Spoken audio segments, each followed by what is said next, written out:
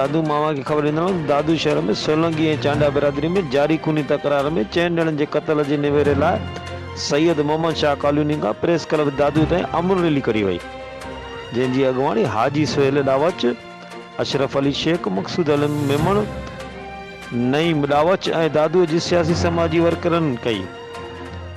सियासी समाजी वर्करनि खे प्ले कार्ड बैनर हथनि में खणी शहर जे मुख़्तलिफ़ ओड़नि वसंदा नारा हणंदा आया त 19 महीना अॻु सैयद मोहम्मद शाह कॉलोनी में चांडिया सोलंगी तकरार थियो, जंहिंमें 4 ज़िंदगियूं ज़ाया थी वयूं आहिनि।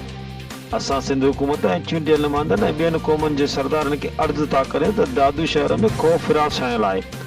इन करे ॿिन्ही धुरियुनि खे ठाह कराए अमन करायो वञे। ॾिसंदा रहो मुंहिंजी न्यूज़ चैनल।